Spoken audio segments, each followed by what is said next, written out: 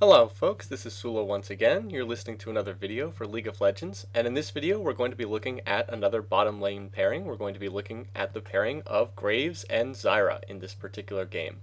So this is taken from one of our YouTube night custom games. In this game we're going to have Penguin Preacher playing as Graves, and I'm going to be playing as support Zyra. Also on our team we have Mark Owens playing in jungling as Shaco, we have Laldasu playing as Akali, and Miguel Scott James playing as top lane Shen. On the other side, we have Jacob the One playing as Akali. So yes, we are going to have an Akali mirror match in this game. Looks like it's going to be, Blood Moon Akali against Nurse Akali in this particular matchup. Then we're also going to have Rated Ryan playing as Leona. Roost or Roast. I'm not sure which one that's supposed to be, but also playing as Graves. So yes, another mirror match. We also have Logical Tautology playing and jungling as Malphite with the lovely Shamrock Malphite skin. And finally Shadowblade playing as Renekton in the top lane. So I'll go ahead and set up the matchups down here, and we'll go ahead and get started with this particular match. Now I will probably lean a little bit more on the Zyra side because I haven't done much with support Zyra up to this point in time. So I'll probably talk a little bit more about support Zyra, but I do intend for this to be a bottom lane pairings video, and that's because Zyra and Graves do combine quite well together in the bottom lane. The basic idea is Zyra uses her root, which is on her E, which we'll talk more about in a minute, to freeze somebody in place, and then that allows Graves to use his full combo on them. Graves is a little bit of an AD caster. He's a bit similar to Misfortune in that regard, in that they tend to do a lot of their damage in a burst. So in a way, I mean, of course, he's a ranged AD, but Graves is also similar to casters in a way because he quick draws in, and then he fires off Buckshot and Smokescreen, and then his ultimate collateral damage, and he deals a lot of his damage up front in a quick burst. And so that's one reason why Graves tends to pair pretty well with Zyra. Zyra's fairly versatile, but she does tend to do well with Graves. So anyway, we will be talking about that matchup as we go along. We are on blue side. We're going to start on the double golems. So anytime you're on blue side, you should always look to take the doubles at the start of the game. It is a big advantage. This is actually getting changed in the next patch. So if you're watching this months and months later, you won't be able to do this anymore. But double golems, a huge advantage on blue side. You get the experience lead. Over here, Roast, their Graves player and their Leona player are trying to do the same thing by taking wolves, and so they're going to get some experience as well. But that said, they're going to have to help Logical Tautology's Malphite get started here at blue, so they're going to be slow in getting to the lane, and that means we're going to get out to an early lead.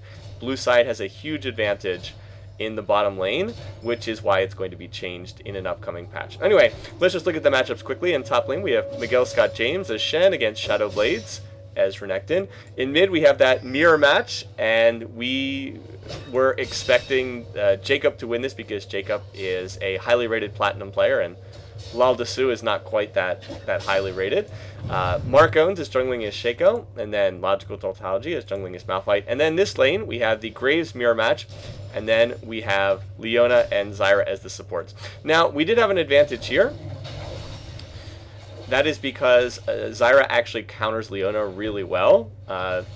This is blind pick, so Rated Ryan did not know what his Leona was going to be up against. But Leona does not do well against Zyra, because anytime you try to go in, you are going to get... is this going to be the first blood?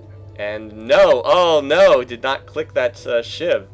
Did not get the first blood, so that's a bit of a shame.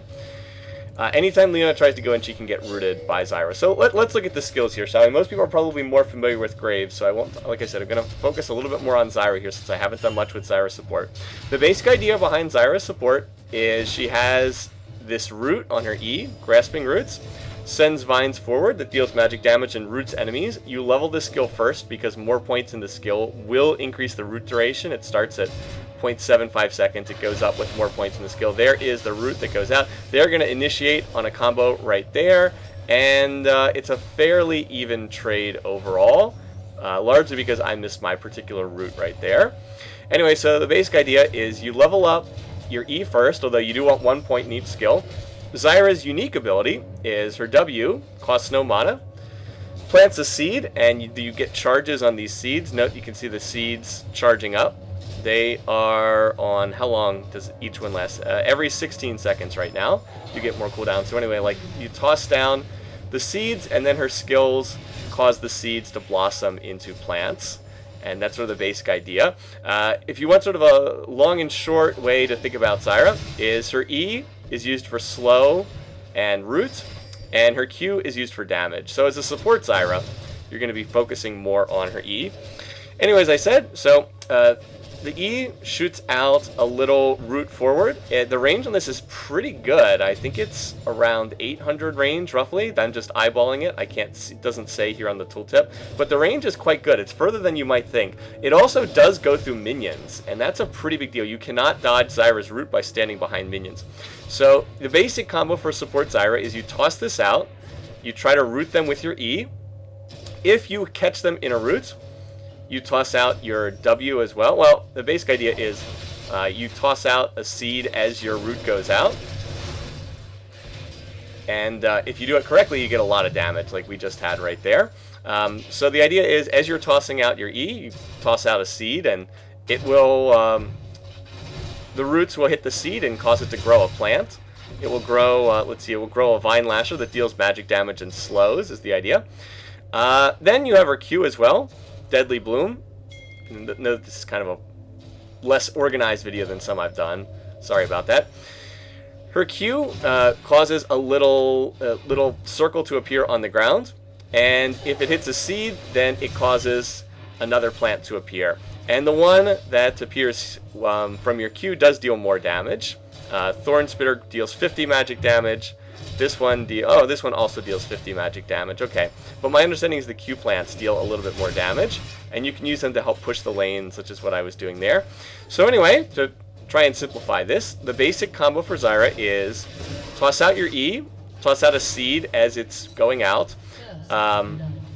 We did our first blood in mid, surprisingly taken by Laldasu. We were not expecting that.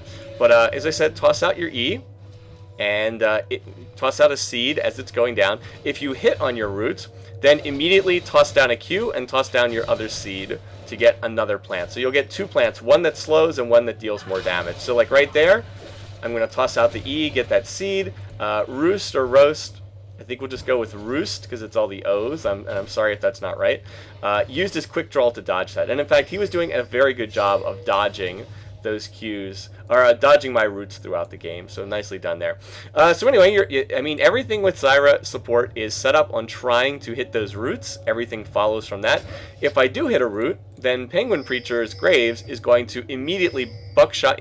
He's probably going to immediately quick draw in, auto attack, buckshot, auto attack again, and then when he has his ult up, he'll fire off that as well. So he can pile on an impressive amount of damage in a hurry once we've managed to hit that root. So as I said, it all starts from that initial combination.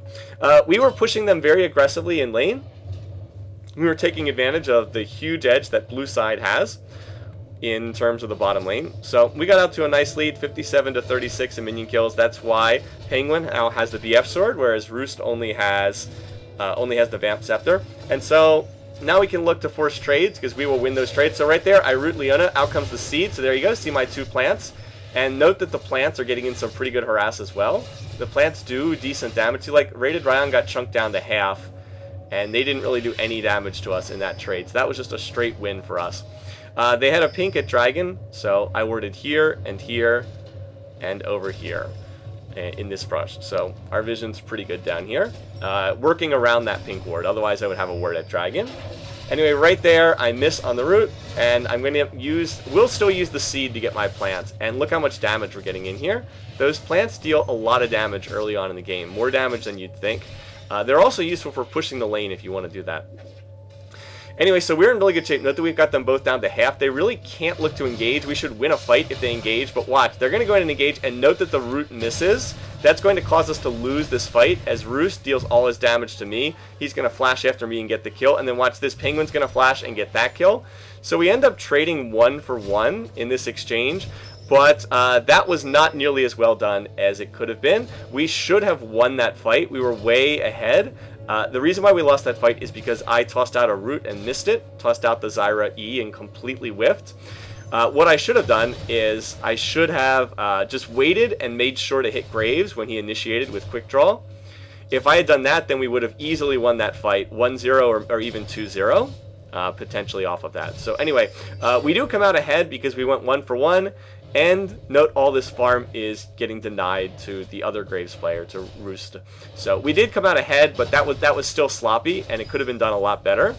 And I slowed it down to try and highlight when that root was specifically missed. So anyway, Support Zyra does rely on hitting the skill shot, does rely on hitting your root. It's not a very difficult skill shot to hit, but you do need to hit it. If you miss it, then you're not going to be very effective. Anyway, there were some antics with Shaco running around here. Let's see if Mark is going to be able to get out of this while we're waiting on bottom lane. I'm assuming he's just going to deceive over the wall somewhere. Oh, so he's going to... Oh, actually, he fakes. Wow, look at the juke. He faked going over the wall and then deceived in the opposite direction. That is a very, very nice escape. Unfortunately, though, Shaco scales terribly into late game. And if Shaco is sitting there with a 0-0-0 scoreline at the 10-minute mark, that is usually a bad sign. So you want to try and avoid that. Okay, anyway, Penguin went back. It looks like he's rushing an Infinity Edge. He picked up the pickaxe first. You typically see Graves go for a Bloodthirster, but he may be wanting to scale better into late game and might be less concerned about mid game, more concerned about late game, is what that probably suggests. Anyway, we still have a huge edge in this lane because check out the damage. Penguin has 171 and Roost has 109. We deal way more damage than they do. And right there, I just tossed down plants for the harass. So didn't get in as much harass as I would have liked in that particular situation, but we did get a nice buckshot, and you can see we're still clearly winning these trades. It's just a very bad matchup for Leona because anytime she wants to engage, she's going to get rooted if you're playing Zyra correctly. And with her being melee, she can't really harass back. She's going to get picked apart from range, and if she tries to initiate, she should get rooted if you've played it correctly. So yeah, we're clearly winning these trades, and we actually should be doing even better than we are. If anything, yeah, well, I did hit that root right there, but we're not able to follow it up. Still, we are getting them quite low, and we're in pretty good situation overall. Fortunately for us, Rated Ryan misses that Zenith Blade. That could have been real trouble. But, I mean, if you look at the minion kills, we're 40 minion kills ahead, and, you know, we really do have control of this bottom lane. We also can get this tower anytime we want. We've been leaving the tower up in order to let it farm more minions. Okay, now watch what's going to happen here. Jacob is going to start roaming, and we do get a missing ping from Lol Desu, but did not see that, did not pay attention to it. So here he comes. Here comes Jacob, and we're being pushed up under their tower. Here comes Malphite as well. So they're going to initiate with Leona, and it's a nicely done job. By the way, I missed my root yet again. I'm going to toss down the Stranglethorn's ultimate. It's not really going to do anything. I don't have flash up. I used it in the last fight, so oops, can't get out of that one. And they did a really nice job of playing that one. So we needed to do a better job of paying attention to that missing in mid ping, because it was pinged in mid saying that Jacob missed, and with us being all the way up at that tower, we should have just backed as soon as we saw that. But we didn't pay attention to teammates, and so their team was able to score a double kill, and they're going to get this tower off of that. And they have actually gone and have they gotten the tower here? It's on 40 HP. No, they haven't. Well, going to take it there. There they go. So that's going to even up the game. From a situation where we were in complete control, they've now gone and done a very nice play here. So watch. I'll check the gold totals. They've nearly equalized the bottom lane here between Penguin and between Roost right there. So they've almost equalized it just off that one play after we were, 40 minion kills ahead in lane. So that was a really nice play by them. By the way, they both looks like. But well, anyway, we're able to get the flash out on Jacob Sakali. But it looks like both players were pinking mid, and then that was a really good decision because that defends against both Shaco ganks and against Akali's use of the smoke cloud. Okay, so we made the call. It was like, hey, these guys just fought. They just used all their ultimates. That means we can probably come down here and do Dragon. It's a good time to do Dragon because we thought that they were backing. They actually weren't backing. But they did just use a whole bunch of ultimates, so it's not a bad time for us to fight. We're going to go in here after Dragon. Out comes the Leona ult. Rated Ryan's going to flash away.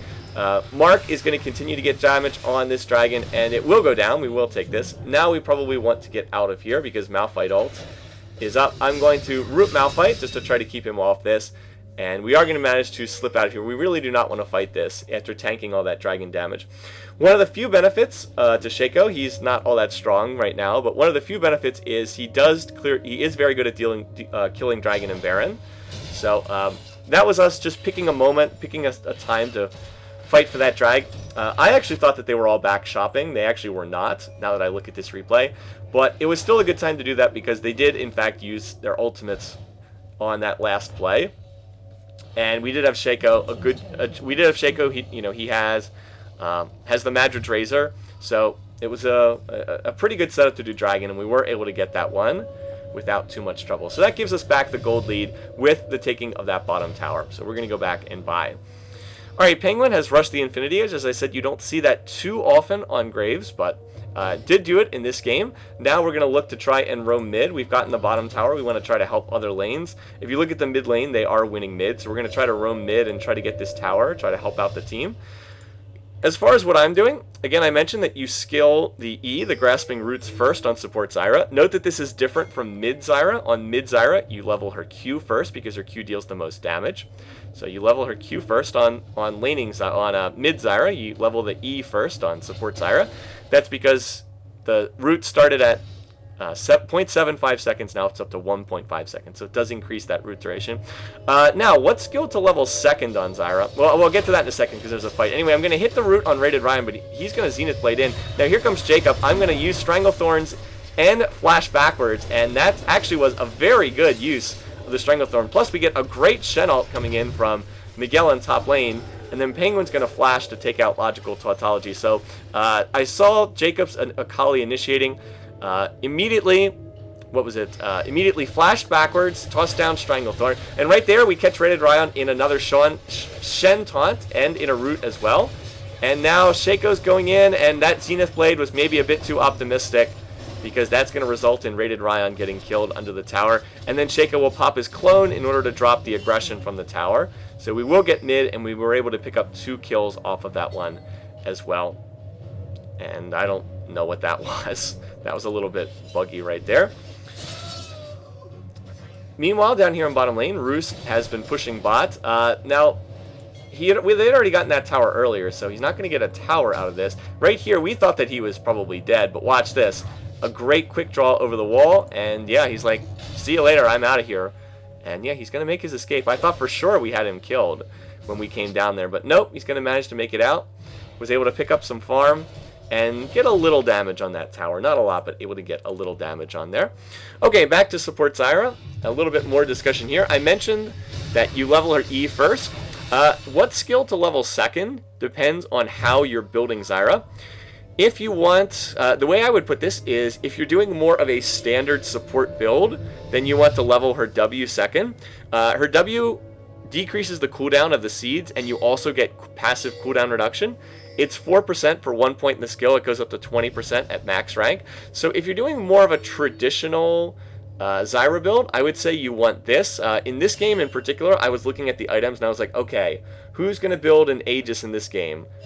I'm looking at Shen's items, and I'm like, okay, Shen has just gone for Sheen. That means he's probably going for Trinity Force, and apparently he just flashed for no reason right there. So he's not going to build an Aegis. Well, Shaco is certainly not building an Aegis, so I'd better build an Aegis, and if I'm building that, I'm not going to be building much cooldown reduction, so I might as well go for W first. If you want to go for a more damage-oriented build, and that is if you're building something like Liandry's, which is a really good item on Zyra, if you're going to build something like that, you're going for more of a damage-oriented build, then you should max her Q second, because her Q does deal the most damage out of her skills.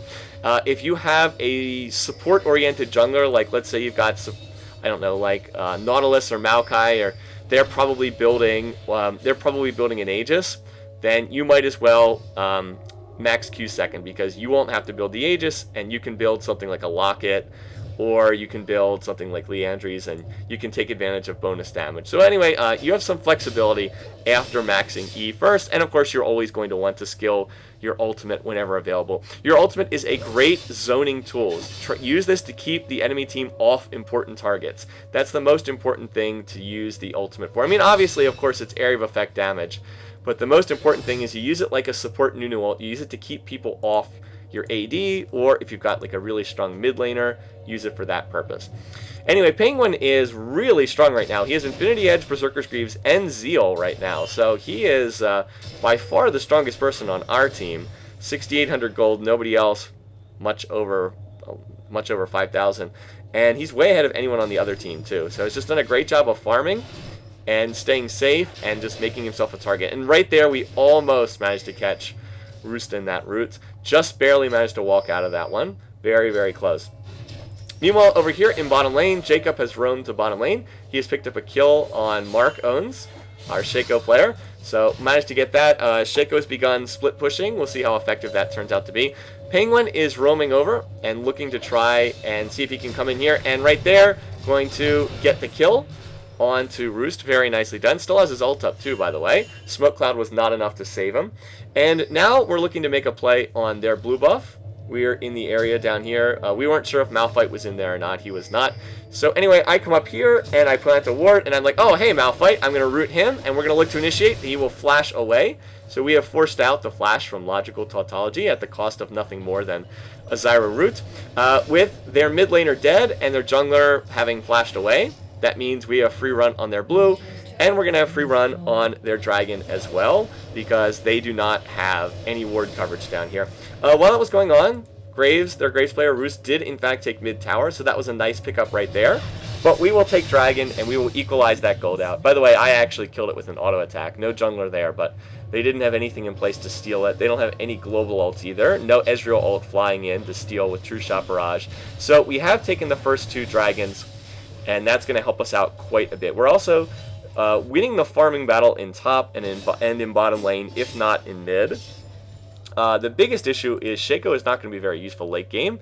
He is going for like a split pushing build with the Static Shiv and the Madrid's Razor, but Shaco is famous for being terrible in team fights. So that's going to be a bit of an issue as we go on. Anyway, can Miguel run away from this fight in top lane? As it turns out, yes, he can. He's going to be able to escape from that one. And as I said, I am building towards the Aegis, ultimately turning into a Runic Bulwark with my Zyra build, because hey, if I don't build that Aegis, no one's going to. Anyway, we have turned. We are looking to gank in top lane. Miguel gets a nice taunt, and that's going to be enough to get one kill.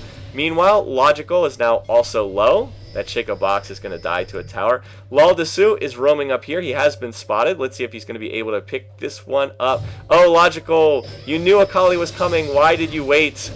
And they're going to force out the Malphite ult, and will get that kill, and manage to slip out underneath the tower. So that is well done, and the rest of their team not really doing a whole lot as that tower goes down. Their team needed to do more to get something on the map while all that was going on. Why did I ignite? I don't know. To get the kill? Kill secured, I suppose. Roost is pushing bottom lane. We're going to try to come down here. I will be wandering down from top, or from mid lane, excuse me. And here comes Lal Desu and Penguin Preacher. Going to Shadow Dash to one of these minions, and Roost is going to flash away. He's going to make his escape with the burning of another flash. We've managed to get quite a few summoner skills down on the part of their team. Overall, our team is in pretty comfortable shape. We have all the outer towers. We've taken the first two dragons. We've got a very nice lead, a little over 5,000 global gold. And really, we're just relying on Graves in this game, because Penguin Preacher is just gotten so strong. He is just hit 200 minion kills shortly after the 22-minute mark. My job as a support is to keep the map warded up. How are we doing? Pretty good, I'd say. Could be better, certainly, but pretty good vision.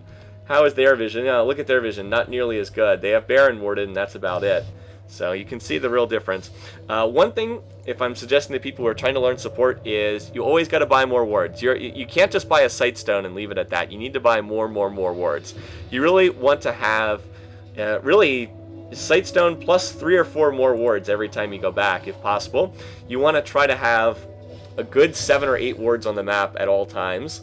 And if you don't have that, then you really can use more. I know that seems counterintuitive to people that are learning, but those wards will save your behind so many times. Anyway, I picked up a pink. I was hoping that we might be able to make a play at Baron. Their team had been playing very defensively. If you're ahead and the enemy team is playing defensively, one of the best things to do is just to put some pressure on Baron. So we are trying to... did our ward spot that? Yeah, we did actually spot that. Okay, I think I didn't see it because it was behind Baron.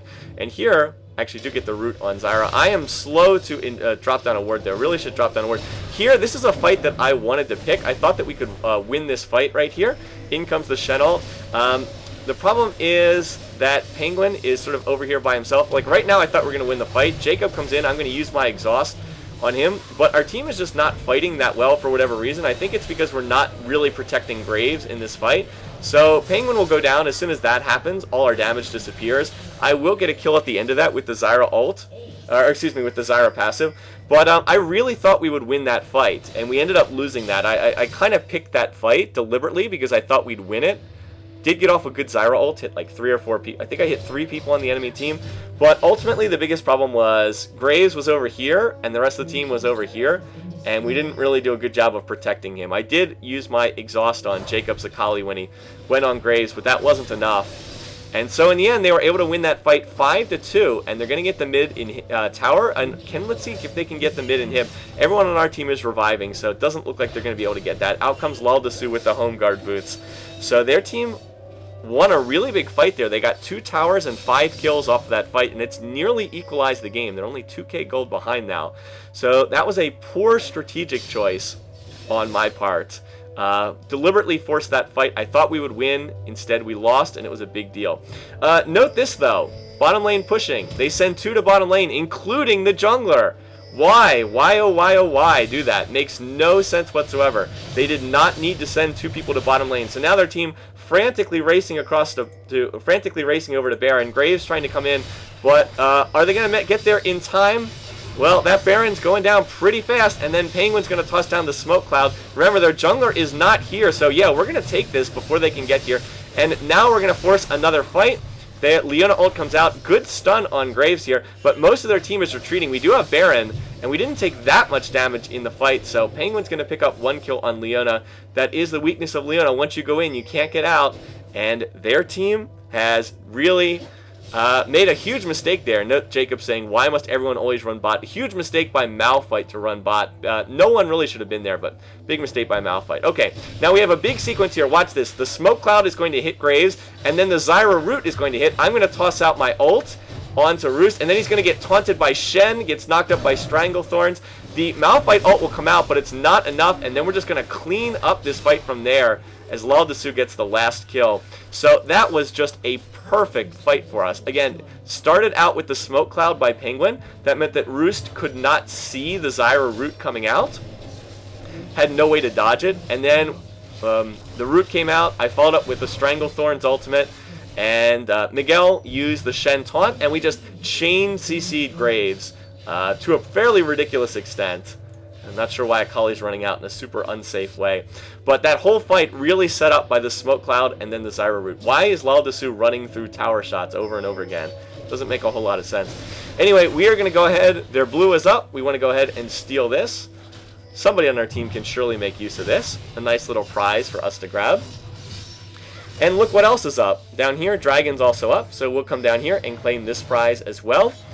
And this will be our 3rd dragon of the game. So you know, you might look at the game, you're like, well, 13-9 and 5 towers to 5 towers, that's pretty even. Oh, wait, rated Ryan. Oh, Leona is a champion with no escapes. I was just going to put down a ward. Yeah, support player, I've been there before. That's been me. Caught in a bad place at a bad time. So, poor Leona. But anyway, we're going to pick up that kill as well, and now we're going to go back to buy. Anyway, as I said, you might look at the score, you're like, well, wait, the kills aren't that far off. That's the same number of towers. Why is one team so far ahead?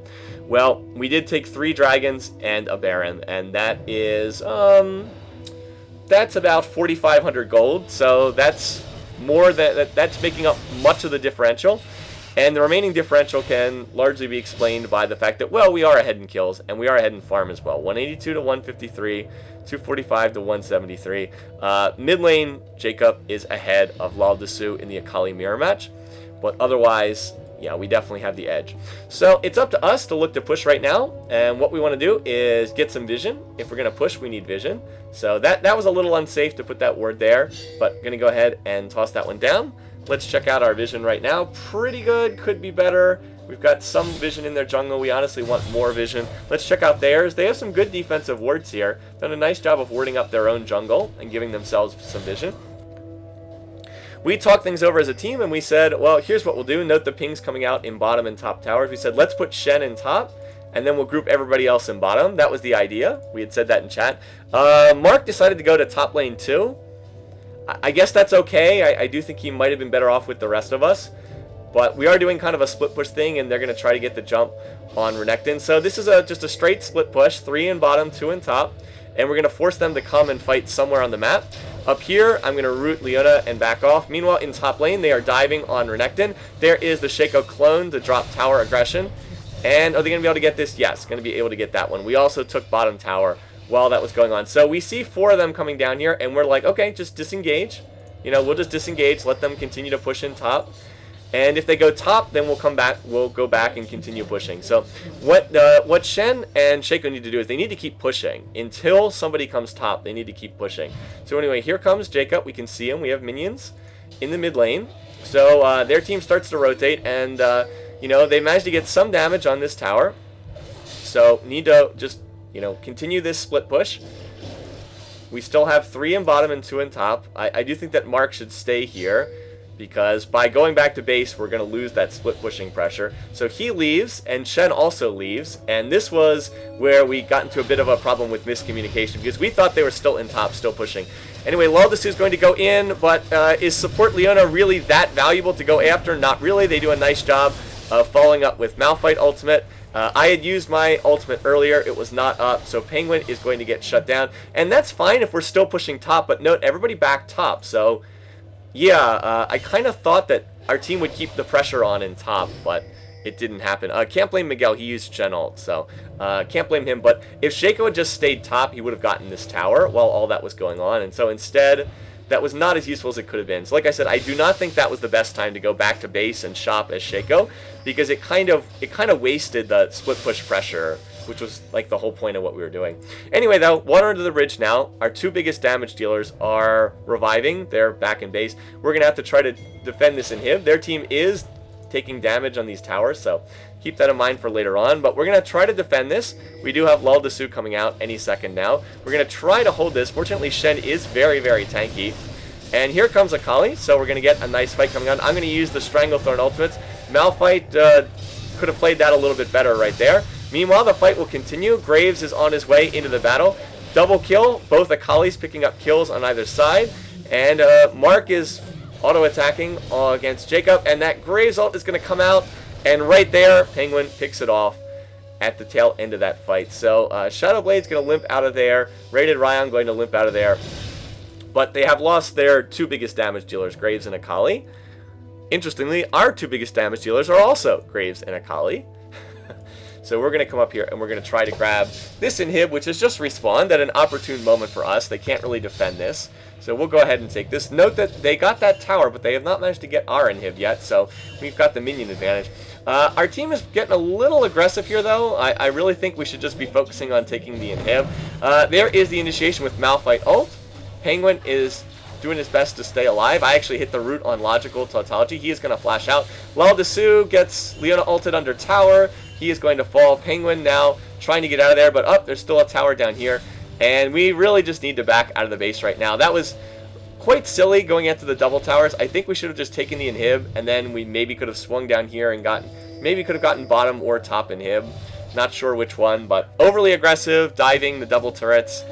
Both Penguin and our Akali player took a lot of damage from the towers, so limited what we could have done. We could have, I think we could have gotten another tower either in bottom or in top. That bottom tower was very low. 3 or 4 Graves autos would have gotten that, but it was not to be. Still, we're about 9,000 gold ahead, and Baron is respawned, so right now the focus is keeping them off Baron. That's the main thing that we have to do right now. So I desperately need to go back to base to buy. I'm totally out of wards, and I need to get more gold. Or, excuse me, I need to get more wards. But we can't go back to base. We can't all just recall to base, or they're just going to do Dragon or Baron. So Akali's revived. Graves has had a chance to go back and shop, which means that now we probably should be safe too. Well, they were still putting pressure on Baron, so we got to wait. Excuse me, that was my last ward. I had one more ward left. It doesn't show up here in the spectator mode interface. And anyway, we are going to, they're not going to force Baron. We have no need to rush this. We can, we've gotten inhib down. The minions are going to be pushing inside lanes, so we can just be patient and wait this one out. While we're waiting, we'll look then at the skills again. Remember I said I leveled that E first. Note that with W maxed out, I do have 20% cooldown reduction. So that's quite nice because I only have 20% CDR. I don't have any more CDR aside from the passive stuff coming in. And again, that was because I had to go for Runic Bulwark. If you look at our items down here, no Aegis on Shen, obviously no Aegis on Shaco, so needed to get that on my particular champion. One other thing that I picked up is I picked up the mobility boots. They're actually quite good on Zyra because you can run people down and root them in much the same way that you can use mobility boots on Blitzcrank. So they're actually quite good on her, and I did get a Kindle gem. I wanted to get Locket if this game continued. And then I'm maxing Q last, as I mentioned.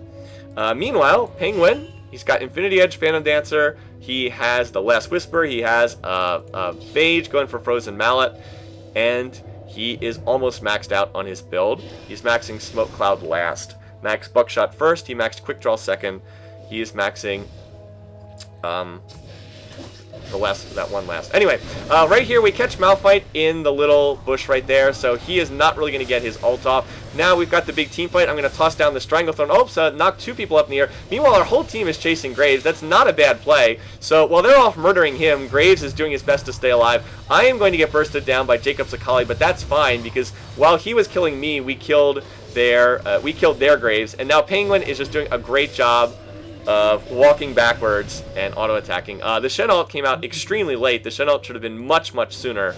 The fight was already over. It did go on the correct target, though. The ult indeed should have gone on Graves, but it should have come out much, much sooner in that fight. But overall, a very successful fight. We were able to burst down Malphite at the very start of the fight. He was hiding in this brush, tossed down a ward. I used my root. He wasn't really able to do that much, just got bursted down immediately, and then we cleaned up from there. It helps to be 10,000 gold ahead. Now we've got Baron, and at this point it really is just a matter of finishing off the game. Their team is going to revive, but if everybody works quickly, they should be able to finish this off. There's really no need to kill this inhib. We either need to kill the inhibs and back out, or we need to be killing the Nexus turrets. Also, Penguin takes more damage a bit needlessly under the tower. So anyway, the Nexus towers go down, and now the race is on to kill the Nexus. Is Roos going to die? No, he stays alive. Malphite will go down, but Graves will fall as well, and that's most of our damage. That Nexus is getting lower. Is the Nexus going to fall? It's down to 1,000 HP, but everybody is dying, and is it going to go down? Yes, 200 HP. It will fall at the absolute last second, right before Luldasu got cleaned up. I do think we still could have won from there, but I'm glad we didn't have to back out and wait for it. In any case, I was still alive, Luldasu was still alive, but that was pretty much it. Anyway, I hope that was a chance to show how some of these champions pair together. I do think that Graves and Zyra are a nice combo, particularly on blue side, of course, if you can get ahead. If you can get ahead and then just snowball. We really did a good job of snowballing the game off that bottom lane. Check out the gold total, 17k on Penguin Preacher, and nobody else on our team was really close to that. Not really even anywhere else. So we got ahead bot, and we just kind of won the game from there. And ideally, that's what you can do, whether it's in a game like this or if it's in a solo queue game. That's what you're looking to do. Anyway, once again, thanks for watching. Thanks for listening. Hope everybody enjoyed this. And until next time, have a great weekend, guys. See you again soon.